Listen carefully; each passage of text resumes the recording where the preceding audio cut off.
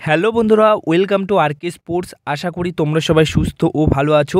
আজকের এই ভিডিওতে একটা টপিক নিয়েই আলোচনা করার রয়েছে, তো সেটা নিয়েই তোমাদের সাথে আলোচনা বলবো।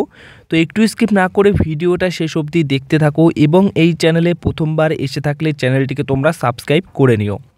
তো সুপার কাপের পর মোটামুটি জানুয়ারি ট্রান্সফার উইন্ডো খোলা থাকতেই মোহনবাগান দল একটা বিদেশি সেন্টার ডিফেন্সিভ মিডফিল্ড পজিশনের প্লেয়ার সই করাতে চাইছে বা সই করিয়ে নিয়ে আসতে চাইছে বা সই করাবে, এরকমই আর কি খবর। তো এই যে নতুন বিদেশি প্লেয়ার সই করাবে, এবার কার জায়গায় নতুন বিদেশি প্লেয়ারটিকে রেজিস্টার করানো হবে, এটা নিয়েই সবচেয়ে বড় প্রশ্ন। অনেকের মতে সাদিকুর বদলে, অনেকের মতে রয়েছে হুগো মোমোসের বদলে।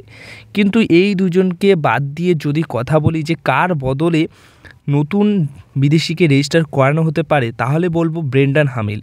কেন এই ব্রেন্ডন হামিলের কথা বলছি? কারণ ডিফেন্সে দুইজন সেন্টার ব্যাক পজিশনের প্লেয়ার রয়েছে। আনোয়ার আলীও ফেব্রুয়ারিতে ফিরে আসবেন। এছাড়া সানা সিংকে নেবার ব্যাপারে মোহনবাগান দল অনেকটাই এগিয়ে গেছে। তো সানা সিংকে যদি মোহনবাগান দল সই করিয়ে নেয়, তাহলে তো হেক্টর ইউস্টেরও প্রয়োজন বোধ হচ্ছে না, কারণ আনোয়ার আলী এবং সানা সিং দুজন সেন্টার ব্যাক পজিশনে খেলবে।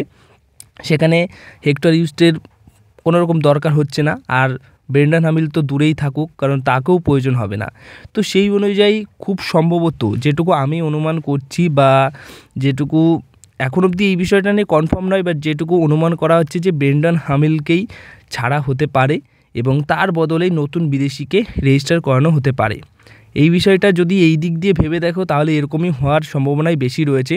কারণ আরমান্তো সাদিকিও মোটামুটি যা খেলছে জ্যাসন কামিন্সের থেকে অনেকটাই ভালো পারফরমেন্স করছে। আর জ্যাসন কামিন্সের কন্ট্রাক্টে যে সমস্ত ক্লজ রয়েছে সেইগুলো মেনেই কিন্তু মোহনবাগান দল তাকে সই করিয়েছিল। তো তাকে অত সহজে তো ছাড়া যাচ্ছে না, অন্তত এই বছরে। আর হুগো মোমোস কোনোরকমভাবেই সমর্থকরা কিন্তু, যদি হুগো মোমোসকে ছেড়ে দেয়, সমর্থকরা কিন্তু ক্ষোভে আর কি ফেটে পড়বেন। কারণ হুগো মোমোস খুবই ইম্পর্টেন্ট প্লেয়ার। হুগো মোমোসকে কেউ ছাড়তে চায় না। ম্যানেজমেন্ট যা করছে করুক, কিন্তু হুগো মোমোসকে কোনো সমর্থক কিন্তু চায় না যে তিনি দল ছেড়ে চলে যাক। তো এই তিনটে প্লেয়ারের কথা তো বাদই দিলাম মোটামুটি ছাড়ার ব্যাপারে, না ছাড়ার ব্যাপারে। তো সেই ক্ষেত্রে এখন অপশন হিসেবে কিন্তু এই ব্রেন্ডন হামিলটাই রয়েছে।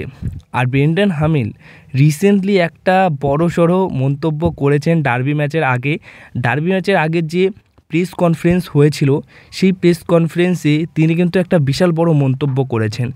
হ্যাঁ, বিশাল বড় মন্তব্য বলতে, এখন তো বর্তমান সময় দাঁড়িয়ে মোহনবাগানই রয়েছে। এর আগে এটিকে মোহনবাগান দল ছিল, কীভাবে এটিকের নামটা কিন্তু জুড়ে ছিল, কিন্তু মোহনবাগানই ছিল, বাট এটিকে নামটা জুড়ে থাকা মানে একটা ওই এটিকে টাইপের একটা দলের নাম জুড়ে থাকা মানে সেই দলটাও রয়েছে, এরকম অনেকের ভাবনা।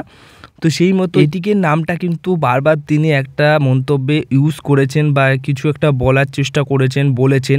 সেটা আশা করি তোমরা প্রেস কনফারেন্সের ওই ভিডিওটা দেখতে পারলে বুঝতে পারবে। তো ওটা কিন্তু সমর্থকদের পছন্দ হয়নি। কেন? মানে যে দলটা নেই, যে দলের নামের অস্তিত্বও নেই, সেই দলটাকে নিয়ে এই ডার্বি ম্যাচের আগে কেন সেই দলের নাম উঠছে? কারণ ডার্বি ম্যাচ হয় মোহনবাগান ইস্ট বেঙ্গলের, কোনো রকম ডার্বি ম্যাচ হয় না। তো সেই যে নামটা উঠেছে মন্তব্যের মধ্যে, সেটা নিয়ে কিন্তু সমর্থকরা মোটেই খুশি নয় হামিলের ওই কথাটা শুনে। তো সেই অনুযায়ী হামিলকেও কিন্তু মোটামুটি কিছু সংখ্যক সমর্থকরা কিন্তু একটু হলেও এই বিষয়টার জন্য অপছন্দ করছে। তো এটা হচ্ছে অন্যরকম একটা ব্যাপার যেটা শেয়ার করলাম। বাট ডিফেন্ডার পজিশনের প্লেয়ার হিসেবে মোটামুটি তাকেই হয়তো ছাড়া হতে পারে বিদেশি প্লেয়ার হিসেবে। যেহেতু সানা সিং রয়েছে, আনোয়ার আলী রয়েছে, হেক্টর ইউস্টে রয়েছে, তো তিনটে ডিফেন্ডার রয়েছে, তাহলে হামিলকে ছেড়ে দিলেই বেটার হবে। সেখানে কিন্তু একটা ডিফেন্সিভ মিডফিল্ড পজিশনের প্লেয়ার আসলে খুবই ভালো হবে। এই দিক দিয়ে এরকমই আর কি বলার ছিল, আলোচনা করার ছিল।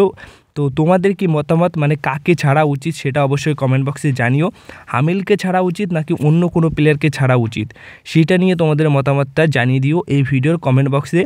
যদি ভিডিওটা ভালো লেগে থাকে তাহলে ভিডিওতে লাইক, শেয়ার, কমেন্ট করো, আর চ্যানেলটিকে তোমরা সাবস্ক্রাইব করে নিও।